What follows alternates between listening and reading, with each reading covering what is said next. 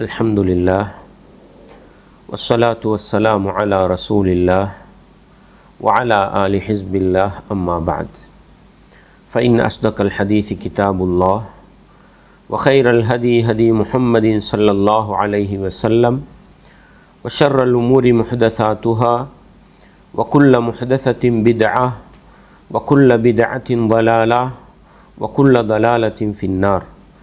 வார்த்தைகளில் சிறந்தது வல்லவன் ரஹ்மானின் வார்த்தை என்றும், நடைமுறைகளில் சிறந்தது நபிகளார் ஸல்லல்லாஹு அலைஹி வஸல்லம் அவர்களுடைய வாழ்க்கை வழிமுறை என்றும், அவர்களுடைய வாழ்க்கை வழிமுறைகளுக்கு பின்னால் மார்க்கத்தில் புதிதாக புகுத்தப்பட்டவைகள், கர்மங்களிலே மிக மோசமானவைகள் பித்அத்துகள், எல்லா பித்அத்துகளும் வழிகேடுகள், எல்லா வழிகேடுகளும் மனிதனை நரகத்துக்கு இட்டுச் செல்லும் என்று சொன்னவனாக இந்த நிகழ்ச்சியை ஆரம்பம் செய்கின்றேன்.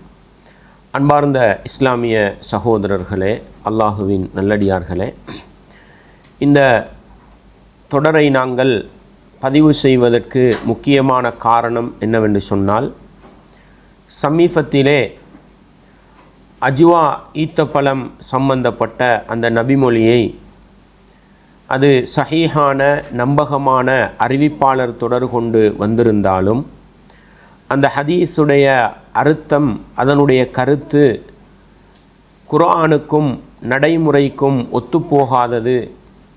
எனவே அதனை நாங்கள் ஏற்றுக்கொள்ளக்கூடாது என்ற அடிப்படையில் பேச வந்த பிஜே அவர்கள் ஹதீஸுகளை குர்ஆனுக்கு முரண் என்றும் சமகால நிகழ்வுகளுக்கு ஒத்துப்போகாதது என்றும் அறிவியல் உண்மைகளுக்கு முரண்படுகிறது என்ற அடிப்படையிலும் மறுக்கக்கூடிய ஒரு நிலையை உருவாக்கி இருக்கின்றார். அதற்கு அவர் சொல்லுகின்ற வாதங்களும் காரணங்களும் குர்ஆனையும் ஹதீஸையும் ஆழமாக படிக்கின்ற பொழுது, ஹதீஸோடு சம்பந்தப்பட்ட கலைகளை படிக்கின்ற பொழுது அவருடைய வாதங்கள் பிழையானது, அடிப்படையற்றது. இஸ்லாமிய வரலாற்றிலே குர்ஆனுக்கும் சுன்னாவுக்கும் பாடுபட்ட அறிஞர்களுடைய வழிகாட்டல்களுக்கும் ஒரு ஹதீஸை எப்படி ஏற்றுக்கொள்ள வேண்டும் என்று 1300 வருடங்களாக பதிவு செய்யப்பட்ட அடிப்படைகளுக்கும் மாற்றமான வழிகெட்ட கொள்கைகளை ஏந்தி வந்த முஅத்தஸிலாக்கள், ஹவாரிஜிகள், ஷீஆக்கள் போன்றவர்களெல்லாம் எப்படி ஹதீஸுகளை மறுத்தார்களோ அந்த அடிப்படையில் இருக்கிறது என்பதை நாங்கள் புரிந்து கொள்ளலாம். எனவே அந்த அடிப்படையில் ஹதீஸுகளை சொன்னவுடனே ஏற்றுக்கொள்ள முடியாது, அது நம்பகமான அறிவிப்பாளர் தொடரிலே வந்திருந்தாலும் கருத்தை வைத்து அதனுடைய அர்த்தத்தை பார்த்து ஹதீஸுகளை மறுக்கலாம் என்பதற்கு பிஜே ஒரு சில அடிப்படைகளை வகுத்து சொல்லுகின்றார். உண்மையிலே அவர் சொல்லக்கூடிய அடிப்படைகள் வரலாற்றிலே பதிவு செய்யப்பட்ட அடிப்படைகள் அல்ல, மாறாக இவராக கண்டுபிடித்த அடிப்படைகள் என்பதை முதல் அம்சமாக நாங்கள் பதிவு செய்து கொண்டு இவர் வைக்கின்ற ஒவ்வொரு வாதங்களை நாங்கள் பார்ப்போம். முதலாவது அவர் வைக்கக்கூடிய வாதம் என்னவென்று சொன்னால், எதற்காக வைக்கிறார்? ஹதீஸுகள் நம்பகமான அறிவிப்பாளர் தொடரோடு வந்திருந்தாலும் அதனுடைய கருத்தை பார்த்து அந்த ஹதீஸை மறுக்கலாம் என்ற அந்த வாதத்துக்கு அவர் வைக்கக்கூடிய மிக அடிப்படையான வாதம் என்னவென்று சொன்னால், அல் குர்ஆனும் அவருடைய அந்த வீடியோவிலே அவர் பேசுகின்ற பொழுது காணொளியிலே மிக தெளிவாக சொல்லக்கூடிய ஒரு செய்திதான், அல் குர்ஆனும் வஹீதான், ஹதீஸ் நபிமொழிகளும் வஹீதான், ஆனாலும் இரண்டின் நம்பகத்தன்மையிலும் வித்தியாசம் இருக்கின்றது. இப்படியே அவர் சொல்லுகிறார். குர்ஆனும் அல்லாஹ்வுடைய வஹீதான், ஹதீஸும் ரசூலுல்லாஹ் சொந்தமாக பேச மாட்டாங்க தான், ஆனாலும் இரண்டுடைய நம்பகத்தன்மையில் வித்தியாசம் இருக்கிறது. குர்ஆனுடைய நம்பகத்தன்மையிலையும் ஹதீஸுடைய நம்பகத்தன்மையிலையும் என்ன இருக்கிறது? வித்தியாசம் இருக்கிறது. அன்பார்ந்தவர்களே, வரலாற்றிலே நம்பகமான அறிவிப்பாளர் தொடரோடு வந்த ஹதீஸுகளை மறுப்பதில் முஅத்தஸிலாக்களாக இருந்தாலும், ஹவாரிஜிகளாக இருந்தாலும், ஷீஆக்களாக இருந்தாலும் அவர்கள் முதலாவது சந்தேகத்தை ஏற்படுத்தியது ஹதீஸிலே தான். குர்ஆன் பலமானது, ஹதீஸ் பலம் குறைந்தது, இந்த வாதத்தை வைத்தார்கள். குர்ஆன் என்பது 100% நம்பகமானது, ஹதீஸ் என்பது நம்பகத்தன்மையில் குறைந்தது என்ற வாதத்தை வைத்தார்கள். அதே பாணியில் பிஜே அவர்கள் என்ன சொல்கிறார்கள்? அல் குர்ஆனும் வஹீதான், ஹதீஸும் வஹீதான். ஆனால் என்று ஒன்றை போடுகிறார் பாருங்கள். இந்த ஆனால் என்பதுதான் இவர் குர்ஆனுக்கும் ஹதீஸுக்கும் வேறுபடுத்துவதற்கு தன்னுடைய சிந்தனையை பாவிக்கின்ற இடம். எனவே ஆனால் என்று சொல்லி இரண்டின் நம்பகத்தன்மையிலும் வித்தியாசம் இருக்கிறது என்று சொல்லுகின்றார். அன்பார்ந்தவர்களே, இந்த அடிப்படையை பொறுத்தவரையில் இதை நாங்கள் சுருக்கமாக சொல்வதானால், குர்ஆனும் வஹி ஹதீஸும் வஹீதான் என்று சொல்லிவிட்டால் ஒன்றை ஏற்று இன்னொன்றை மறுப்பதோ அல்லது ஒன்றின் நம்பகத்தன்மையை கூட்டி இன்னொன்றின் நம்பகத்தன்மையை குறைப்பதோ இது வடிகேட்டின் ஒட்டுமொத்த வடிவம் என்பதை நாங்கள் உள்ளத்திலே ஆழமாக நிறுத்தி கொள்ள வேண்டும். ஏன்? இரண்டும் வஹி என்று சொல்லிவிட்டோம். வஹி என்று சொன்னால் என்ன? அல்லாஹுடைய கட்டளை. அல்லாஹ் நபி அவர்களுக்கு இறக்கி வைத்தது இரண்டு, ஒன்று அல் குர்ஆன், இன்னொன்று ஹதீஸ். இந்த இரண்டும் வஹீதான் என்று ஏற்றுக்கொண்டு விட்டு இந்த இரண்டையும் நம்பகத்தன்மையிலே வித்தியாசப்படுத்துகிறோம் என்று சொன்னால் அது அடிப்படையில் வழிகட்ட சிந்தனை என்பதை நானும் நீங்களும் மறந்துவிடக்கூடாது. எந்த அளவுக்கு என்று சொன்னால், பிஜே அவர்கள் அவர்களது அந்த அஜ்வா பற்றி அந்த தொடர் காணொலியிலே அவர் சொல்லும் பொழுது நபி அவர்கள் சொந்த இஷ்டப்படி பேச மாட்டார் என்ற வார்த்தையையும் சொல்கிறார். ஏன்? அல்லாஹ் அல் குர்ஆனிலே சொல்லுகின்ற பொழுது வமா யன்திகு அனில் ஹவா இன் ஹுவ இல்லா வஹ்யுன் யூஹா, நபி அவர்கள் தன்னுடைய விருப்பப்படி எதையும் பேச மாட்டார்கள், அவர் பேசக்கூடியது வஹீதான் என்று, அல்லாஹ்வுடைய செய்திதான் என்று அல்லாஹுவே சொல்லிவிட்டான் என்ற அடிப்படையில் நபிகளாருடைய சொல் செயல் அங்கீகாரங்கள், நம்பகமான அறிவிப்பாளர் தொடர் வரும் பொழுது அதை நாங்கள் சொந்த விருப்பத்துக்கு அமைய மறுப்போமாக இருந்தால் அது அடிப்படை வழிகேட்டுக்கான காரணம் என்பதை நானும் நீங்களும் ஒருபோதும் மறந்துவிடக்கூடாது. இப்னு ஹஸம் அல்லாஹிரி ரஹிமஹுல்லா அவர்களுடைய அல் இஹ்காம் ஃபி உசூலில் அஹ்காம் என்ற புத்தகத்திலே குர்ஆனையும் ஹதீஸையும் சொல்லுகின்ற பொழுது அழகான ஒரு செய்தியை சொல்லுகின்றார்.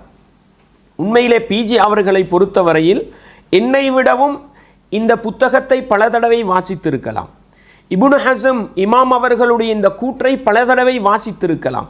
ஆனால் எப்பொழுது பிஜே அவர்களுக்கு ஹதீஸை தனக்கு நினைத்த பிரகாரம் மறுக்கலாம் என்ற வழிகட்ட சிந்தனை வந்ததோ அப்பொழுது இந்த அறிஞர்களுடைய பொன்னான கூற்றுக்கள் எல்லாம் மறைந்து போவது என்பது ஆச்சரியமான ஒன்று. அந்த அடிப்படையில் இப்னு ஹஸம் ரஹிமஹுல்லா அவர்கள் என்ன சொல்கிறார்கள்? அல்லாஹ் அல் குர்ஆனிலே மிக தெளிவாக சொல்லக்கூடிய செய்தி என்ன? அன்ன கலாம நபியிஹி ஸல்லல்லாஹு அலைஹி வஸல்லம் குல்லஹு வஹ்யுன், நிச்சயமாக நபி ஸல்லல்லாஹு அலைஹி வஸல்லம் அவர்களுடைய பேச்சுக்கள் அனைத்தும் வஹீதான். வல் வஹ்யு பிலா ஹிலாஃபின் திக்ருன், வஹி என்று இறை செய்தி என்று வந்துவிட்டால் அது திக்ர் என்று அல்லாஹ் சொல்லுகின்ற அந்த வார்த்தையில் வந்துவிடும். வத்திக்ரு மஹ்ஃபூதும் பினஸ்ஸில் குர்ஆன், திக்ர் என்பது குர்ஆனுடைய தெளிவான ஆதாரத்தின் மூலம் பாதுகாக்கப்பட்டது என்ற உத்தரவாதத்தை கொண்டது. ஃபஸஹ பிதாலிக, அதன் மூலம் தெளிவாக கூடிய செய்தி என்ன?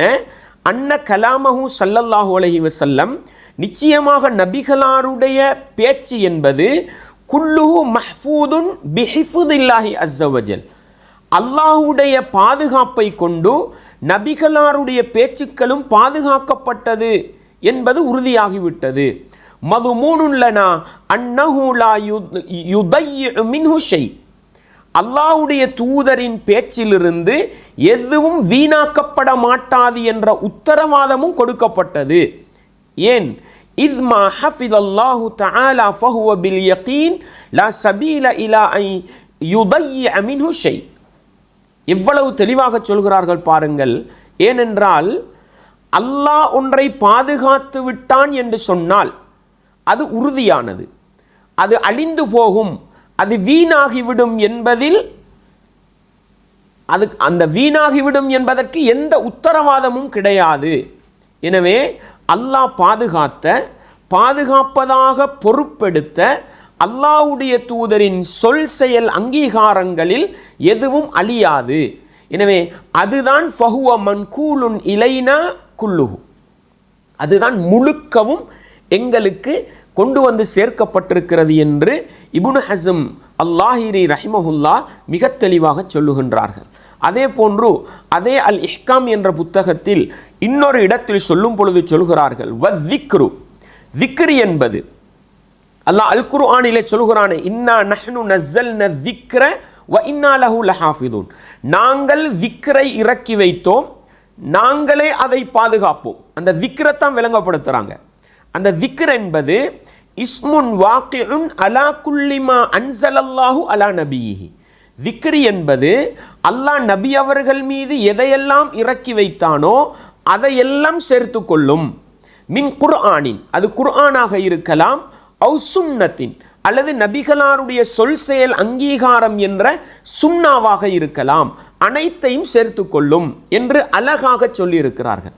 எனவே பிஜி அவர்களும் என்ன சொல்கிறார்கள், அல் குர்ஆனும் வஹீதான், நபிகளாருடைய சுன்னாவும் வஹீதான் என்று சொல்லிவிட்டால் அந்த வஹி திக்ர் என்ற நாமத்துக்குள் வந்துவிடும்.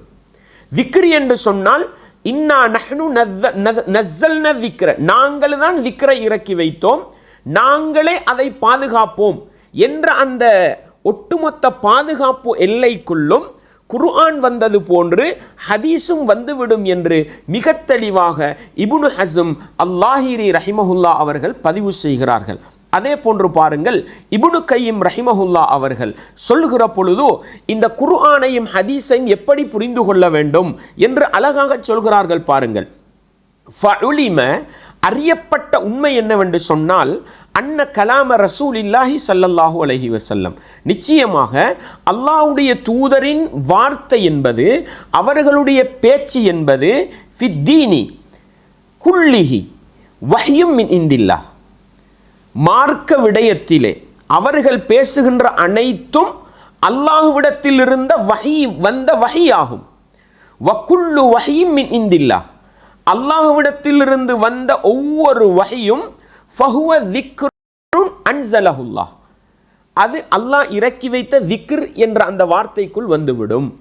எனவே அல்லாஹ் குர்ஆன்ல சொல்லும் பொழுது நான் குர்ஆனை இறக்கி வைத்தேன், குர்ஆனை பாதுகாப்பேன் என்று மட்டும் சொல்லவில்லை.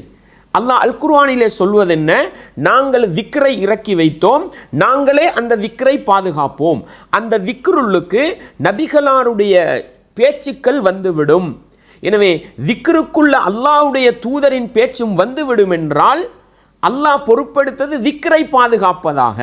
எனவே குர்ஆனை பாதுகாத்த அல்லாஹ் சுன்னாவையும் பாதுகாத்திருக்கிறான் என்று இப்னு கையிம் ரஹிமஹுல்லா அவர்கள் சொல்லிவிட்டு இன்னொரு முக்கியமான விடயத்தை சொல்கிறார்கள். அல்லாஹ் இறக்கி வைத்தது திக்ரு தானே, அந்த திக்ருளுக்கு குர்ஆனும் இருக்குது சுன்னாவும் இருக்குதுன்றதுக்கு குர்ஆன்ல இருந்து ஆதாரம் வேணுமே.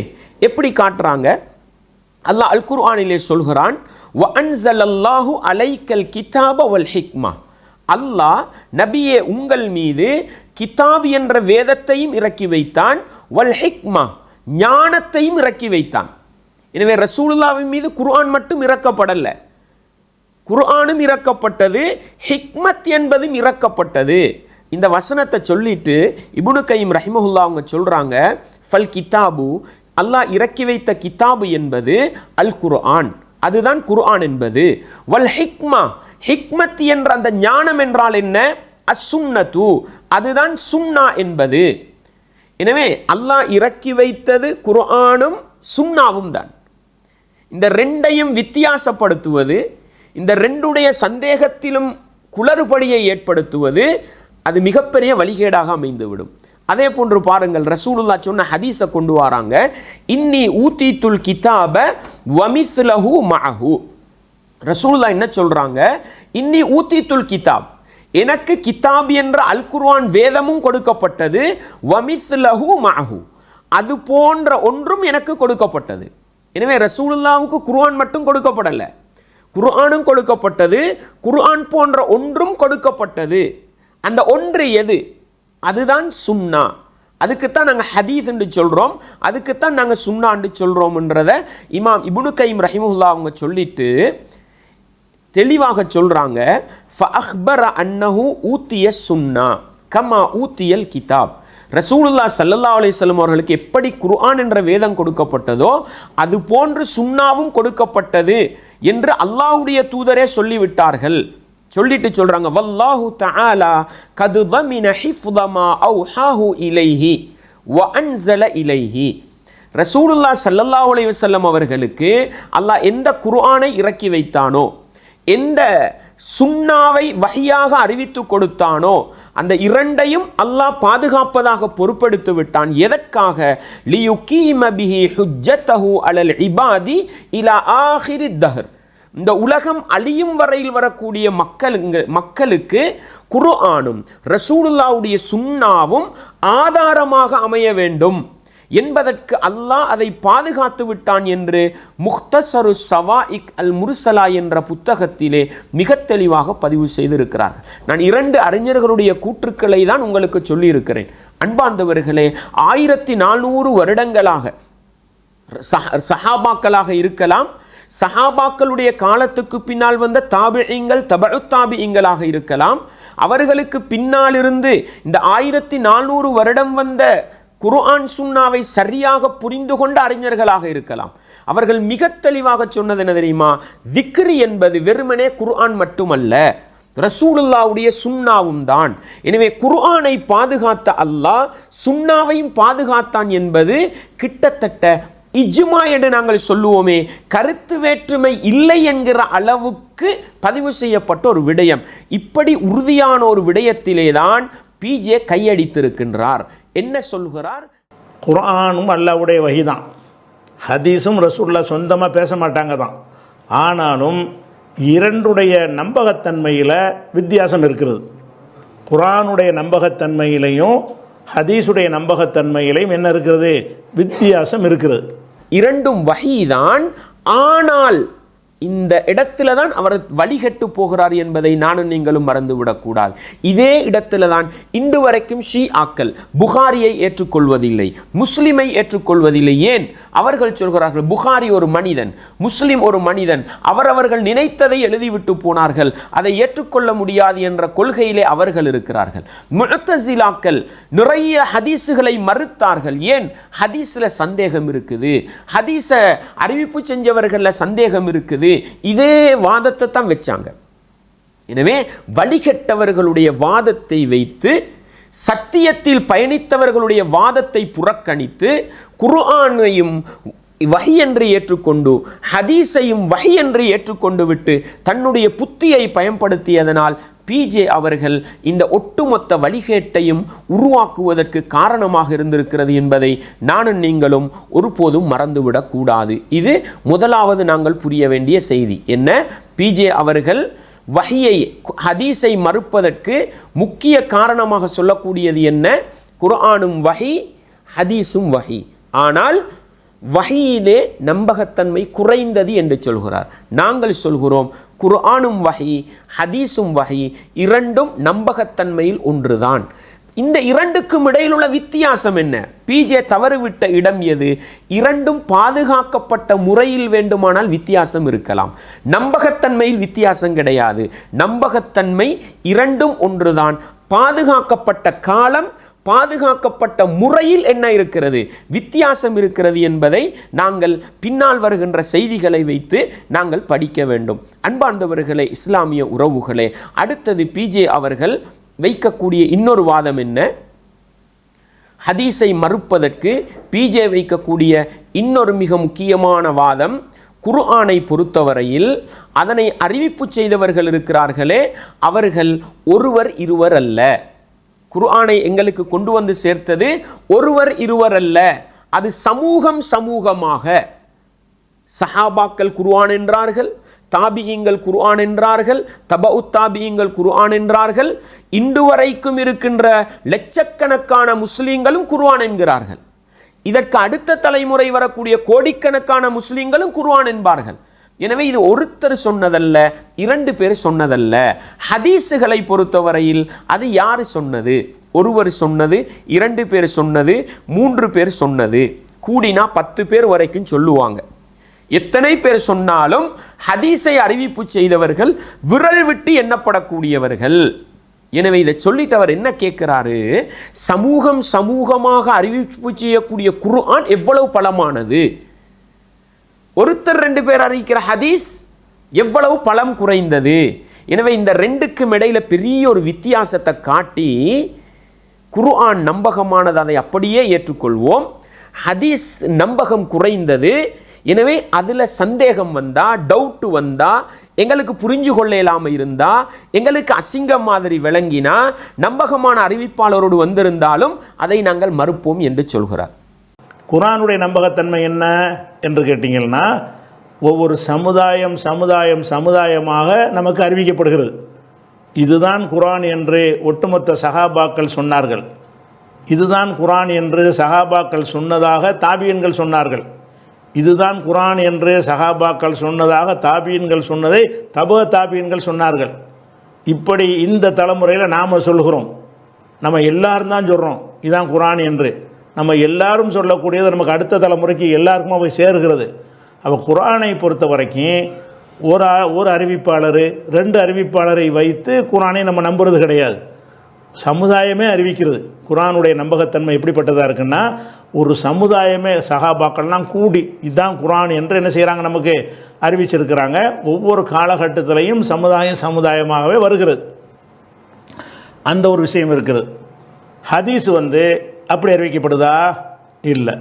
ஹதீஸுகள்னு வரக்கூடியது அறிவிக்கிற ஆளுக்கு யாராக இருப்பாங்கன்னா, ஒருத்தராக இருப்பாங்க, 2 பேராக இருப்பாங்க, ஒரு 3 பேராக இருப்பாங்க, ஒரு 10 பேராக கூட இருப்பாங்க. அந்த 10 பேர்லேருந்து அறிவிக்கிறவங்க 3 பேராக இருப்பாங்க. அந்த 3 பேர்லேருந்து அறிவிக்கிறவங்க 4 பேராக இருப்பாங்க. 4 பேர் அறிவிக்கிற 20 பேராக இருப்பாங்க. இப்படி போய் என்ன செய்யும், கூடை குறைச்சி இப்படி வந்துக்கிட்டு இருக்கும். விரல் விட்டு எண்ணக்கூடியவர்கள் தான் அவங்களெல்லாம். விரல் விட்டு எண்ணக்கூடியவர்கள் வழியாக வந்துச்சுன்னு சொன்னால் அந்த ஆட்கள்லாம் சரியாக இருக்காங்கன்னு ஆய்வு செஞ்சு அந்த ஹதீஸை என்ன செய்கிறாங்க, எடுத்துக்கொள்கிறாங்க. அன்பார்ந்தவர்களே, குர்ஆனை பொறுத்தவரையிலும் சரி, ஹதீஸை பொறுத்தவரையிலும் சரி, இதை அறிவிப்பு செய்தவர்கள் யார்? இதை நானும் நீங்களும் மிக தெளிவாக விளங்க வேண்டும். புகாரியிலே வரக்கூடிய அல் குர்ஆன் தொகுக்கப்பட்ட வரலாற்றை நீங்கள் மிக தெளிவாக படித்தால் குர்ஆனை தொகுத்தது யாருன்னு நீங்கள் பார்க்கலாம். ஹதீஸை தொகுக்கிறது யாருன்றதை பார்க்கலாம். இங்கின சஹாபாக்கள் குர்ஆனை தொகுக்கிறதுக்கும் சரி, ஹதீஸை பதிவு செய்வதற்கும் சரி, அவர்கள் பார்த்த அளவுகோல் ஒருவரா, 2 பேரா, 3 பேரா என்பது அல்ல. மாறாக ஒருவராக இருந்தாலும், இருவராக இருந்தாலும், பல பேராக இருந்தாலும், 1000 பேராக இருக்கட்டும், நம்பிக்கையை பிரதானமாக பார்த்தார்கள். குர்ஆன் தொகுக்கப்பட்டதும் நம்பிக்கையின் அடிப்படையில், ஹதீஸ் தொகுக்கப்பட்டதும் நம்பிக்கையின் அடிப்படையில். எனவே நம்பிக்கையின் அடிப்படையில் தொகுக்கப்பட்ட அல் குர்ஆனும் நம்பிக்கையின் அடிப்படையில் தொகுக்கப்பட்ட ஹதீஸும் அது நம்பகத்தன்மையில் சமமானதுதான். இதை புரிய தவறிட்டார் பிஜே, அல்லது புரிந்தும் தன்னுடைய வழிகேட்டை நிறுவுவதற்காக வித்தியாசப்படுத்தி இருக்கிறார் என்றுதான் நாங்கள் சொல்ல வேண்டும். அன்பார்ந்தவர்களே, புகாரியிலே வரக்கூடிய ஒரு ஹதீஸை பாருங்கள். ஹதீஸ் தொகுக்கப்பட்ட வரலாறு ஹதீஸ். இந்த ஹதீஸை ஒவ்வொருவரும் மன தூய்மையோடு, இஹ்லாஸோடு இந்த ஹதீஸை வாசிங்க. குர்ஆனை தொகுத்தது யாரு, ஹதீஸை தொகுத்தது யாருன்றதை மிக தெளிவாக புரிந்து கொள்ளலாம். உங்களுக்கு அந்த ஹதீஸை நான் அப்படியே உங்களுக்கு சுருக்கமாக சொல்கிறேன். நான் எப்படி, யமாமா யுத்தம் நடக்குது. உமர் அபூபக்கருடைய ஆட்சி காலத்தில் யமாமா யுத்தம் நடக்குது. அந்த யுத்தத்தில் நிறைய அல் குர்ஆனை சுமந்த ஹாஃபில்கள் மரணிக்கிறார்கள். அந்த நேரத்தில் தான் உமர் ரதியல்லாஹு அன்ஹு அபூபக்கர் ரதியல்லாஹு அன்ஹு ஓடோடி வந்து என்ன சொல்கிறாங்க, அபூபக்கர் அவர்களே, யமாமா யுத்தத்தில் நிறைய அல் குர்ஆனை சுமந்த ஹாஃபிதுகள் மௌத்தா போயிடுறாங்க. இது மாதிரி வரக்கூடிய ஒவ்வொரு யுத்தங்கள்லையும் அல் குர்ஆனை சுமந்த ஹாஃபில்கள் மௌத்தா போயிட்டா அல் குர்ஆனுக்கு பாதுகாப்பு இல்லாமல் போயிடும். அதனால் இந்த ஹாஃபிதுகள் உயிரோடு இருக்கிற காலத்திலேயே நாங்கள் குர்ஆனை ஒரு எழுத்து வடிவத்தில், புத்தக வடிவத்துக்கு கொண்டு வந்துடுவோம். நல்லா விளங்குங்க, ரசூலுல்லாஹ்வுடைய காலத்தில் எழுத்து வடிவத்தில் தான் இருந்தது, புத்தக வடிவத்துக்கு வரல. அபூபக்கருடைய காலத்தில் தான் அது புத்தக வடிவத்துக்கு வருது. இந்த அடிப்படையை நாங்கள் விளங்கணும். எழுத்து வடிவத்துக்கும் புத்தக வடிவத்துக்கும் வித்தியாசம் என்ன நான் உங்களுக்கு பின்னால் சொல்கிறேன். இந்த பொறுப்பை அபூபக்கரோட சொல்லும் பொழுது அவங்க சொல்கிறாங்க, அல்லாஹ்வுடைய தூதர் செய்யாத இந்த பணியை நான் எப்படி செய்யலாம்?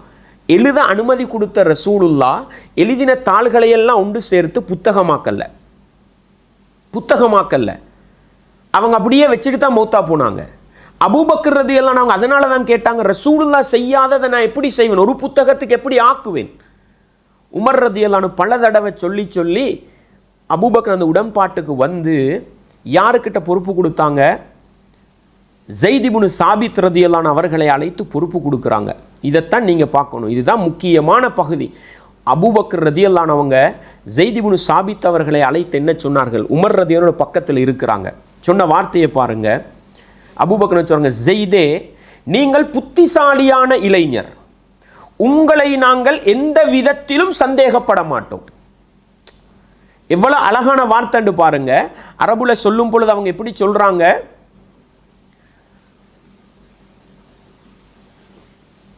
எப்படி சொல்றாங்கன்னு பாருங்க. அபூபக்கர் சொல்றாங்க, இன்னக ரஜுலுன் ஷாபுன் ஆக்கிலுன். ஸைதே, நீங்க புத்தி கூர்மையுள்ள ஒரு இளைஞன். வலா நத்தஹிமுக, உங்கள் மீது நாங்க சந்தேகப்படவே மாட்டோம். இந்த நம்பிக்கை தான் காரணமா இருந்தது பாருங்க. சொன்னாங்க, வகுந்த தக்துபுல் வஹ்ய லி ரசூலில்லாஹி ஸல்லல்லாஹு அலைஹி வஸல்லம், ரசூலுல்லாஹ்வுடைய காலத்துல குர்ஆன் இறங்குற நேரத்துல அதை எழுதுற பணியில நீங்க இருந்தீங்க. முக்கியமான விஷயம், குர்ஆன் எழுதுற பணியில இருந்தீங்க. நீங்க ஒரு புத்தி கூர்மை உள்ள ஒரு இளைஞன், உங்கள நாங்க சந்தேகப்பட மாட்டோம். எனவே ஃபததப்பஇல் குர்ஆன ஃபஜ்மஉஹு, எனவே நீங்க குர்ஆன மனிதர்களோட உள்ளங்கள்ல இருந்தது, எழுதப்பட்ட மிருகத்துடைய தோள்கள், மட்டைகள், மண்டையோடுகள், மனிதர்களுடைய மிருகங்களுடைய எலும்புகள், இதிலெல்லாம் எழுதி வச்சிருந்தாங்க. அவைகளை எல்லாம் நீங்க ஆய்வு பண்ணி அவைகள் என்ன பண்ணுங்க, ஒரு இடத்துக்கு தொகுத்தெடுங்க அப்படின்ற பொறுப்பை கொடுத்தாங்க. இப்போ யோசிச்சு பாருங்க, பிஜே அவர் என்ன சொல்றாரு. அதுக்கப்புறம் எழுதும்போது கூட, மனப்பாடம் பண்ணும்போது கூட ஓரிருவர் சிலரை வந்து விட்டுருக்கலாம். இப்போ ரசூலுல்லாஹ் வந்து எழுத சொல்லும்போது ஒரு 10 பேர் ஊரில் இல்லைன்னு வைங்க, அந்த 10 பேரும் அந்த அன்றைக்கு வந்த வசனத்தை எழுதியிருக்க மாட்டார்கள். அப்படி ஒரு நிலைமை இருக்கும்போது என்ன ஆகும்னு கேட்டால், விடுபட்டு இருக்கும். ஒருவருடைய எழுத்தும் அடுத்தவருடைய எழுத்துக்கு மத்தியில் சில வசனங்கள் முன்ன பின்ன வேறுபாடு இவர்கிட்ட கூட இருக்கும், அவர்கிட்ட குறைய இருக்கும். இவர் விட்டது அவர் எழுதியிருப்பார், அவர் விட்டதை இவர் எழுதியிருப்பார். ரெண்டையும் வச்சு பார்த்தா வெவ்வேறு குர்ஆன் மாதிரி தெரிஞ்சிடும். அப்படிலாம் இருந்தவங்க என்ன செய்கிறாங்கன்னா, ரசூலுல்லாஹ் மரணித்த உடனேயே அபூபக்கர் அவர்களுடைய ஆட்சியில் அந்த ஸைத் இப்னு சாபித் தலைமையில் ஒரு குழு அமைச்சு இந்த மாதிரியான மிஸ்டேக்கெல்லாம் சரி பண்ணிடுங்க அப்படிங்கிறாங்க. எழுத்தரெல்லாம் கூப்பிட்டு வச்சு, ஏன்ப்பா நீ 18, 24 வசனம் உனக்கு காணாம நீ சொல்லு, என்கிட்ட இருக்குது, ஒரு ஆள்கிட்ட மட்டும் இல்லை, நீ எழுதிக்க, நீ தான் விட்டுருக்கிற இப்படின்னு சொல்லி யார் யார் விட்டால் யார் யார் மனப்பாடம் பண்ணாமல் தவறினார் என்பதையெல்லாம் மனப்பாடம் பண்ணவங்க அதை எல்லாரையும் சேர்த்து வச்சு தொகுத்து இதுதான் ஒரிஜினல் பிரதின்னு ஒரு பிரதி அவர் உண்டாக்கிடுறார். மரணித்த உடனேயே அபூபக்கர் அவர்களுடைய ஆட்சியில் அந்த ஸைத் இப்னு சாபித் தலைமையில் ஒரு குழு அமைச்சு இந்த மாதிரியான மிஸ்டேக்கெல்லாம் சரி பண்ணிடுங்க அப்படிங்கிறாங்க. எழுத்தரெல்லாம் கூப்பிட்டு வச்சு, ஏன்ப்பா நீ 18, 24 வசனம் உனக்கு காணாம நீ சொல்லு, என்கிட்ட இருக்குது, ஒரு ஆள்கிட்ட மட்டும் இல்லை, நீ எழுதிக்க, நீ தான் விட்டுருக்கிற இப்படின்னு சொல்லி யார் யார் விட்டால் யார் யார் மனப்பாடம் பண்ணாமல் தவறினார் என்பதையெல்லாம் மனப்பாடம் பண்ணவங்க அதை எல்லாரையும் சேர்த்து வச்சு தொகுத்து இதுதான் ஒரிஜினல் பிரதின்னு ஒரு பிரதி அவர் உண்டாக்கிடுறார். ஹதீஸை மட்டம் தட்டுறதுக்கு பிஜே அந்த வீடியோவை நீங்கள் அப்படியே போட்டு கேளுங்க. என்ன தெரியுமா சொல்கிறாரு? ரசூலுல்லாஹ் மரணித்த உடனே ரசூலுல்லாஹ் என்ன செஞ்சாங்களா, அபூபக்கர் ரலியல்லாஹு அன்ஹு சஹாபாக்களை எல்லாம் அழைத்து உங்கள்கிட்ட இருக்கிறத கொண்டாங்கன்னு எல்லாம் ஒன்று சேர்த்தாங்களாம். சேர்த்து எல்லாம் அப்படியே ஒன்று ஒப்பிட்டு பார்த்து, உனக்கிட்ட இந்த வசனம் இல்லை நீ எழுதிக்க, உனக்கிட்ட இந்த வசனம் இல்லை நீ எழுதிக்க அப்படின்னு என்ன பண்ணாங்களாம், அபூபக்கர் அமர்ந்து எல்லாம் சரிபில பார்த்தாங்களாம். எல்லா சஹாபாக்களும் உட்கார்ந்து சரிபில பார்த்தாங்கன்னு சொல்லி வரலாற்றில் நடக்காத ஒன்றை நடந்த மாதிரி சொல்றாரு. இது எப்பொழுதுமே பிஜேயுடைய பாணி. இது எதுக்கு தெரியுமா? வழிகட்ட சிந்தனையை நிறுவுறதுக்கு. ஹதீஸ் பாதுகாக்கப்படலன்னு நிறுவனம் பாருங்க. அதுக்கு குர்ஆன் என்ன செய்யணும்? பலப்படுத்தி காட்டணும். எங்களுக்கு அது அவசியமே கிடையாது. நாங்கள் தெளிவாக இருக்கிறோம். அல் குர்ஆனும் வஹி, ரசூலுல்லாஹ்வுடைய ஹதீஸும் வஹி, வந்ததை வந்த மாதிரி சொல்லி நாங்கள் பாதுகாப்போம். நாங்கள் பொய் சொல்லி பாதுகாக்கணுன்ற அவசியம் இல்லை. எனவே ஹதீஸ மட்டம் தட்டுறதுக்காக, குர்ஆன் நம்பகத்தன்மையில் 1000 வீதம் உயர்ந்ததுன்னு காட்டுறதுக்காக பச்சை பொய்ய சொல்றார். எப்படி? அவர் வீடியோவை நீங்க போட்டு அப்படியே சொல்றார். ரசூலுல்லாஹ் மௌத்தாகின உடனேன்றார். அன்பார்ந்தவர்களே, இல்லை. யமாமா யுத்தத்தில் அதிகமான நபித்தோழர்கள் மரணித்த பிறகுதான் இந்த முடிவுக்கு அபூபக்கர் வரல. உமர் ரலியல்லாஹு பல தடவை சொன்ன பிறகுதான் வந்தாங்க. ஸைத் இப்னு சாபித் ரலியல்லாஹு உடனே வரல, பல தடவை சொன்ன பிறகுதான் இந்த பொறுப்பு எடுத்தாங்க. இவ்வளவு வந்திருக்கும் பொழுது என்ன சொல்றாரு? எல்லா சஹாபாக்களும் உடனே அழைத்தாராம். அழைத்து நீங்க எழுதி வச்சிருக்கிற இடெல்லாம் கொண்டு வாங்கன்னு ஒவ்வொருத்தரதையும் சரி பார்த்தாராம். எங்க ஹதீஸ்ல இருக்குது இப்படி? எங்கேயும் ஹதீஸ்ல கிடையாது. குர்ஆனை ஒன்று சேர்க்கிற பணியிலே அபூபக்கர் ரலியல்லாஹு ஈடுபடவில்லை, உமர் ரலியல்லாஹு ஈடுபடவில்லை, உஸ்மான் ரலியல்லாஹு ஈடுபடவில்லை, அலி ரலியல்லாஹு ஈடுபடவில்லை, ஆயிஷா நாயகி ஈடுபடவில்லை, ஹப்ஸா நாயகி யாரும் ஈடுபடவில்லை. அந்த ஒரே இளைஞன் நம்பிக்கையின் அடிப்படையில் பொறுப்பு சாட்டப்பட்டார். நீங்க எந்த ஒரு அறிவிப்பாளரை வச்சு வார ஹதீஸை மறுக்கணும்னு சொல்றீங்களோ அந்த அடிப்படையில் பார்த்தா புகாரில வரக்கூடிய ஹதீஸை வச்சு குர்ஆனையை நீங்க என்ன பண்ணணும்? இதுதான் உங்களை வழிகேட்டுக்கு கொண்டு போய். இன்றைக்கு நீங்க சில நேரம் இதே அடிப்படையில் போனா புகாரில வர ஹதீஸ் மட்டும்தான் உங்களுக்கு குர்ஆன் உத்தரவாதம் பண்றதுக்கு ஆதாரம் இருக்கு. ஹதீஸ்ல சந்தேகத்தை ஏற்படுத்தினா குர்ஆனே சந்தேகமா போயிடும். ஒருவருட அறிவிப்பை எடுக்கலான்னு சொன்னா குர்ஆனே டவுட்டா போயிடும். எனவே நீங்க கை வச்சிட்டு இருக்கிற சாதாரண இடம் அல்ல. ஹதீஸுக்கு முன்னால குர்ஆனை மறுக்கிற இடத்துல வந்து நிக்கிறீங்க நீங்க. எனவே புகாரில வரக்கூடிய ஹதீஸை ஒவ்வொரு இஸ்லாமிய உறவுகளும் தெளிவாக பாருங்க, தெளிவாக பாருங்க. பிஜே சொல்லக்கூடிய ஒருவரை வைத்து வருகிறது, 2 பேரை வச்சு வருது, 3 பேரை வச்சு வருது. எனவே ஹதீஸ்ல சந்தேகம், எனவே அது நம்பகத்தன்மையில குறைவு உண்டா? அதே வாதத்தை வச்சு பார்த்தா குர்ஆன்லையும் நம்பகத்தன்மை குறையணும். ஏன்? இன்னொரு பக்கத்தை பாருங்க. ஸைத் இப்னு சாபித் ரலியல்லாஹு சொல்றாங்க, பல முயற்சிகளுக்கு பின்னால இந்த பொறுப்பை நான் எடுத்துக்கொண்டு குர்ஆனை நான் தேட ஆரம்பித்தேன். எங்கெல்லாம் தேட ஆரம்பித்தேன்? இவர் சொல்றாரு, என்னமோ எல்லாரும் எழுதி வச்சிருக்கிற இடெல்லாம் லேசா கொண்டு வந்து கண்முனுக்கு விரிச்சு வச்சாங்க. அபூபக்கரும் அப்படி சரிபில பார்த்து என்ன செஞ்சாங்க? சேர்த்தாங்கன்ற மாதிரி சொல்றாரு. ஆனா புகாரில வரக்கூடிய ஹதீஸ் எப்படி? ஃபததப்பஅத்துல் குர்ஆன அஜ்மஉஹு, நான் குர்ஆனை தேடினேன். எங்கிருந்தெல்லாம் தேடினேன் தெரியுமா? அந்த காலத்தில் எழுதுவாங்க ஏடுகள், பல ஜாதி இருந்தது. மிருகத்துடைய எலும்புகள், ஓடுகள், அதே போல ஈத்தம்பல மட்டைகள், பாளைகள், இதெல்லாம் இருந்து நான் தொகுத்தேன். வசுதூரி ரிஜால், எழுதப்படாத வசனங்களும் மனித உள்ளங்களிலிருந்தும் நான் என்ன செஞ்சேன்? விளங்குதா உங்களுக்கு? எனவே இவ்வளவு தெளிவாக வருது. இங்கிருந்தெல்லாம் தேடி அப்படியே குர்ஆனை தொகுத்து கொண்டு போனா கடைசியா ஒரு வசனம், எங்க சூரத்து தௌபாவுடைய 128வது வசனம். எனக்கு பாடம் இருக்குது, ஆனா தேடி பார்க்குற எந்த நபித்தோழர்கள்ட்டும் இல்லை. அல்லாஹு அக்பர். இந்த வரலாறு இவ்வளவு தெளிவாக சொல்றதுக்கு காரணம் நாங்கள் குர்ஆன்ல ஆழமான நம்பிக்கை வச்சிருக்கிறோம். ஒரு ஸைத் இப்னு சாபித் அவர்களோட நம்பகத்தன்மையை வச்சு, அல்லாஹ் பாதுகாப்பாண்டு உத்தரவாதம் கொடுத்ததை வச்சு சொன்னாங்க. சூரத்து தௌபாட 128வது வசனம், எந்த நபித்தோழர்கள்ட்டும் என்ன கேட்கறதுக்கு அல்லது எழுதுறதுக்கு ஏதோ ஒரு வடிவத்தில் இருக்கல்லன்றார். ஆனால் எனக்கு தெரியும், நான் ரசூலுல்லாஹ் ஓதுறதை பல தடவை கேட்டிருக்கிறேன், ஆனால் வேற யார்ட்டும் இருக்கல்ல. கடைசியா ஹுஸைமத்துல் அன்சாரி, ஹுஸைமத்துல் அன்சாரின்ற நபித்தோழர்கிட்ட தான் இருந்துச்சு. அவர்கிட்ட போய் அந்த வசனத்தை எடுத்து நான் என்ன செஞ்சேன்? முழு குர்ஆனையும் தொகுத்து அபூபக்கர் ரலியல்லாஹு அன்ஹு அவர்களுக்கிட்ட கொடுத்தேன். வேற யாரும் சம்பந்தப்படலை. அல் குர்ஆன் 114 சூரா ஒன்று சேருவதற்கு ஒரு அறிவிப்பாளர் தான். எங்களுக்கு ஒரு அறிவிப்பாளர் பிரச்சனையா? குர்ஆனையும் ஹதீஸையும் ஏற்றுக்கொண்டவர்களுக்கு ஒரு அறிவிப்பாளர் பிரச்சனை கிடையாது. நம்பகத்தன்மை. அவங்க கொடுத்ததை அபூபக்கர் ரலியல்லாஹு அன்ஹு, உமர் ரலியல்லாஹு அன்ஹு ஏற்றுக்கொண்டாங்க. எத்தனை பேருங்க? 3 பேர். நீங்க எந்த 3 பேர் காரணத்தை சொல்லி ஹதீஸை மறுக்கிறீங்களோ அந்த 3 பேர் தான் ஸைத் இப்னு சாபித் என்ற நம்பகமான அந்த இளைஞன். இதுதான் 114 சூறாண்டு கொடுத்ததை அபூபக்கர் உமர் ரலியல்லாஹு உத்தரவாதம் பண்ணினாங்க. இதைத்தான் எல்லா சஹாபாக்களும் ஏற்றுக்கொண்டாங்க. 3 பேர முடிவைத்தான், இந்த 3 பேர முடிவைத்தான் தாபியீங்கள் எல்லோரும் ஏற்றுக்கொண்டாங்க. இன்றைக்கும் நாங்கள் எல்லா சஹாபாக்களும் உத்தரவாதம் கொடுத்த குர்ஆனை கையில் வச்சுக்கிட்டு இருக்கல்ல, 3 பேருடைய உத்தரவாதம் உண்டு. புகாரில வார ஹதீஸ், அதை வச்சு நாங்கள் குர்ஆன் 1000 அல்ல பல கோடிக்கணக்கு நம்புவோம். எதை வச்சு? இன்னா நஹ்னு நஸ்ஸல்னா ذிக்ர வ இன்னா லஹு லஹாஃபிதுன். நாங்கள் திக்ரை இறக்கினோம், நாங்கள் பாதுகாப்போம்.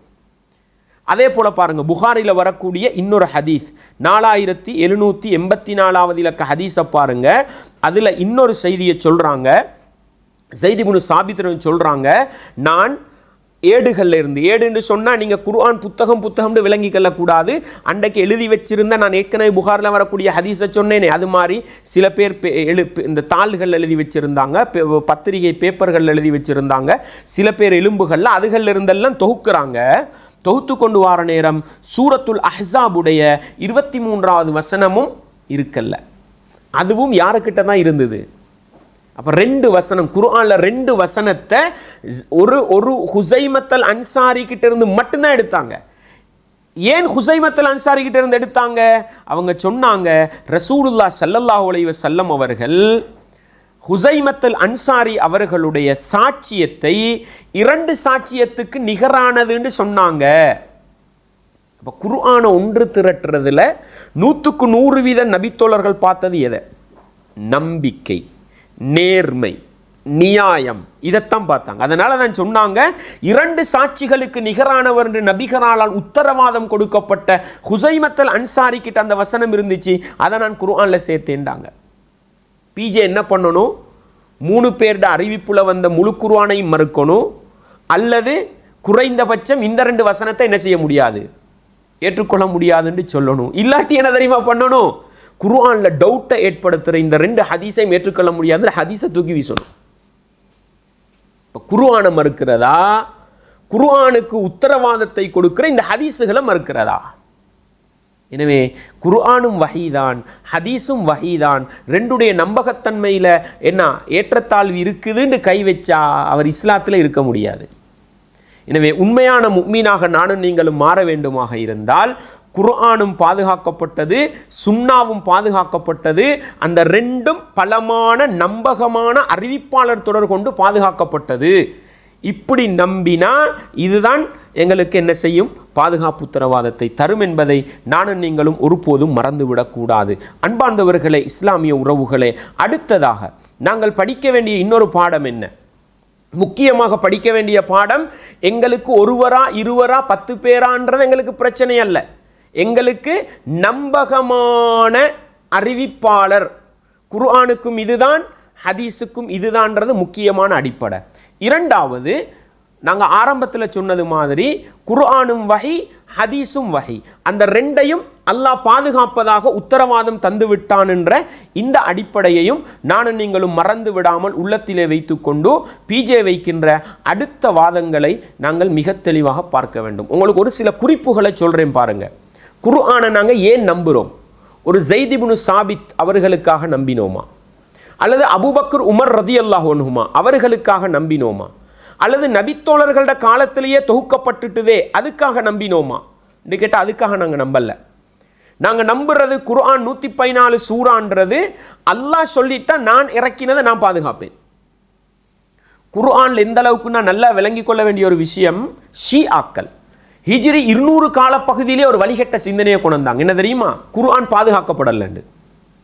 அபூபக்கரும் உமரும் சேர்ந்து பல வசனங்களை அழித்து விட்டார்கள் என்று 1200 வருஷத்துக்கு முன்னாலே விமர்சனத்தை கொண்டு வந்தாங்க. அப்படி விமர்சனம் கொண்டு வந்தவர்களைத்தான் நாங்கள் காஃபிர்கள் என்று சொன்னோம். எதை வச்சு தெரியுமா? அபூபக்கர், உமர், ஸைத் இப்னு சாபித் ரலியல்லாஹு அன்ஹும் அவங்க தொகுத்த அந்த குர்ஆனை வச்சல்ல. அல்லாஹ் குர்ஆன்ல சொன்ன, நாங்க இறக்கின குர்ஆனை நாங்க பாதுகாப்போம். அல்லாஹ் சொன்ன பிறகு நீங்க குர்ஆனை பாதுகாக்கப்படலைன்னு சொன்னா நீங்க காஃபிரா போயிருவீங்க. இதே சட்டம் தான் யாருக்கு வரும்?